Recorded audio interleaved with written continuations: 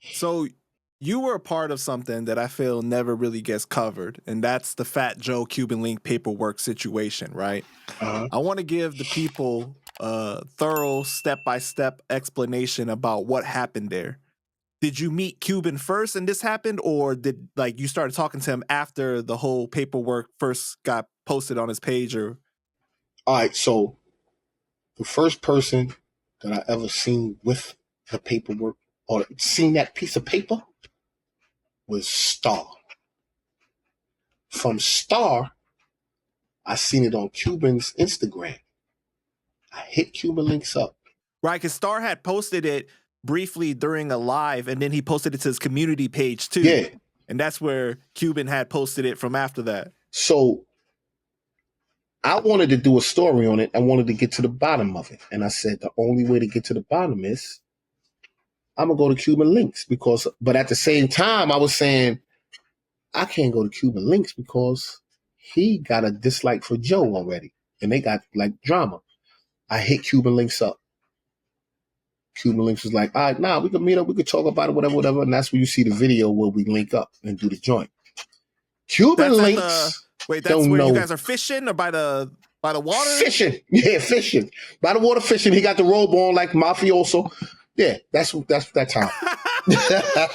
Yeah, Cuban Links is mafioso. Isn't it true that paperwork was already circulating on the street prior that's to like Star even posting it? Before that, that's right. The paperwork been out before that. The paperwork been. Listen, you gonna see why and how. It just wasn't on no Instagram and all this stupid YouTube shit. But listen, I got up there. Cuban Links don't know nothing about the paper. He just learned about it the same way I did. He didn't start the paperwork, none of that. Nobody knew about the paperwork. Star brought it to light. Cuban only reposted it. That's all he did. When I got the link,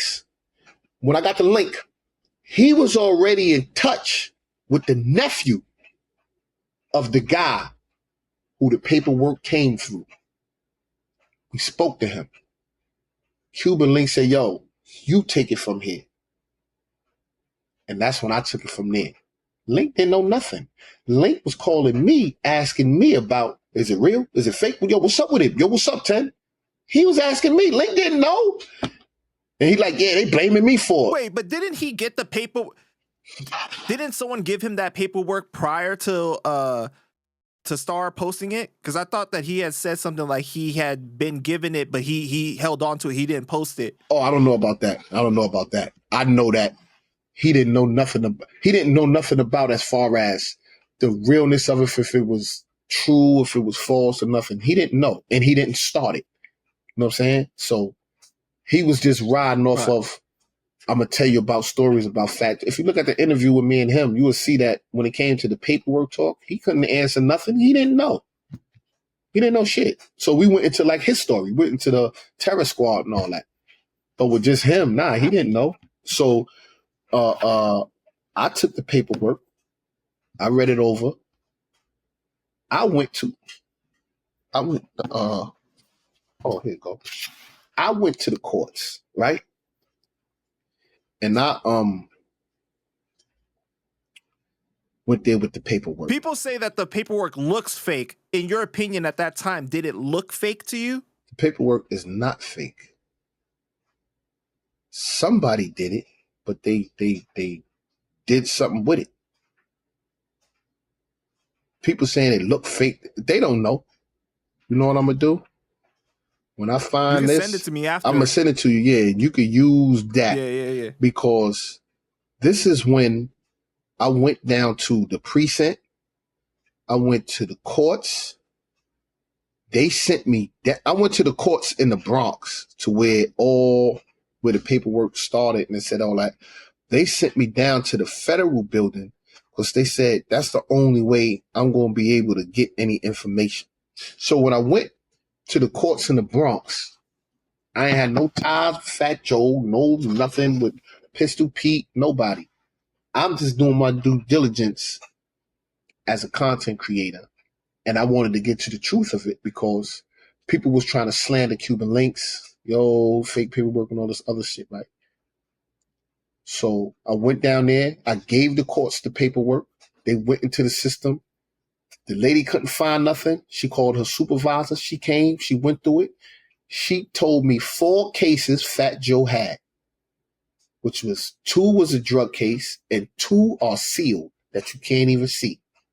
I said, Miss, why are those 2 sealed? Like, what would be a reason that they would put that there that you can't see, that you can see the 2 drug cases? She said, we can't give you that information. You got to go down to the federal building if you want to find that out. I said, so how, that was a federal case? She said, yeah, you got to go down there to find that part out.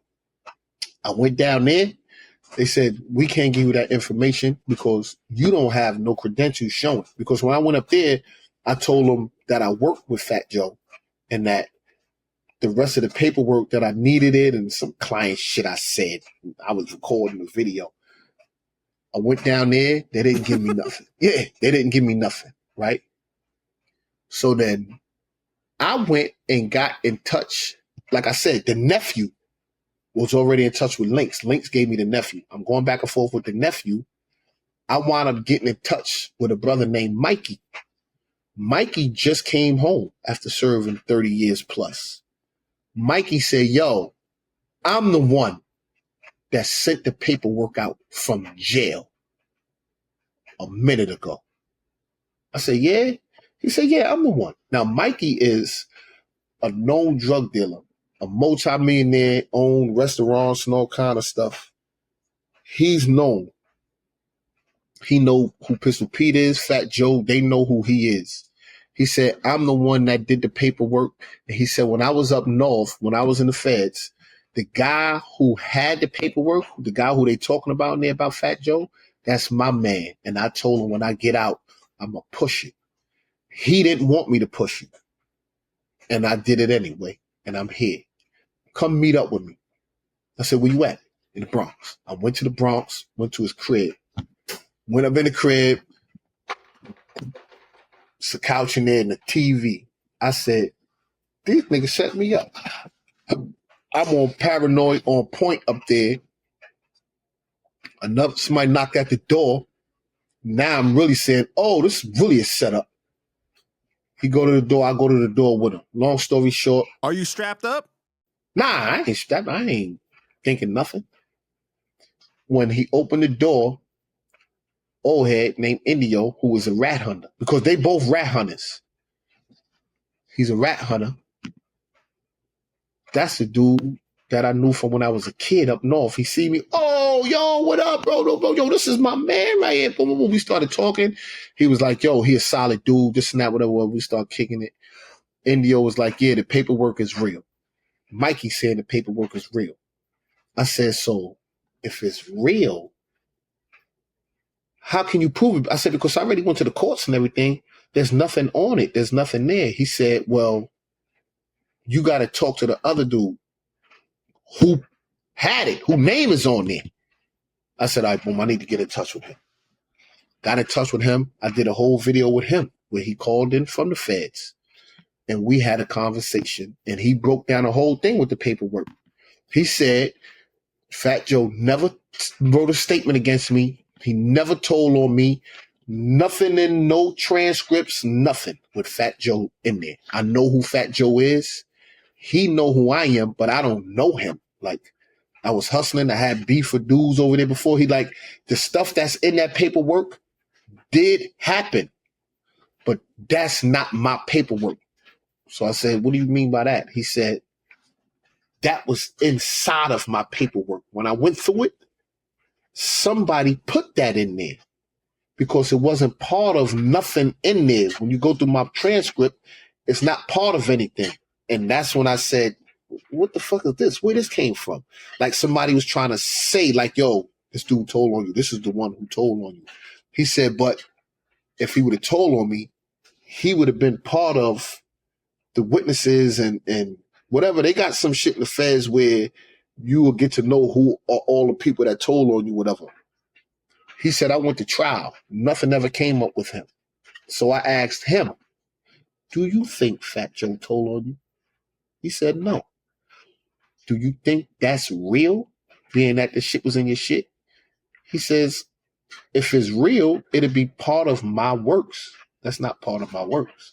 So, and that was it. So that's what cleared Joe, because the person whose name is on it and the one they saying he told on, he never did that. You know what I'm saying? So that was my due diligence, and where I went above and beyond. Nobody didn't give accolades, and when it went down, nobody switched the story. Oh, yo, yeah. 10 toes down, Fat Joe ain't guilty of that. That shit ain't real. The dude who on there, it's not true because the dude said that Joe never testified. He was never a witness. He wasn't none of that. That paperwork there is Satan is giving statements from what's in his real paperwork, but somebody did that, put it together. It's real, meaning the word and everything that's in it, all that shit is real, but that paper there itself, it can't be real, is what he said, because it's not part of his transcripts. I seen Fat Joe in Harlem. I spoke with his bodyguard, Tone, and he was like, yo, this is before I even got in touch with the brother up north. He was like, yo, this is ugly, this and that. Yo, could you make that go away? I was like, all right, I'm going to make it go away. I'm going to finish my due diligence, and I'm going to have homeboy call. I mean, I'm not telling him, but I'm like, I'm going to take care of that. I got it. And then from there, I wound up doing But you didn't talk to Joe. You just talked to his bodyguard?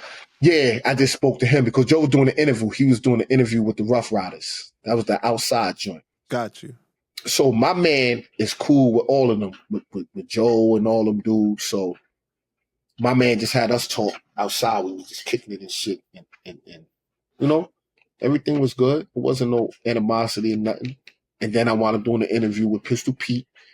And Pistol Pete, Pistol Pete got some backlash because dudes was like, oh, nah, that's the dude that had Fat Joe up there with the paperwork and saying he this and that and that, when they don't even know the full story. And Pistol Pete told him, like, he let me know, like, yo, I let niggas know, like, what? Fuck out of here, nigga. I'm fucking with him. Like, he official.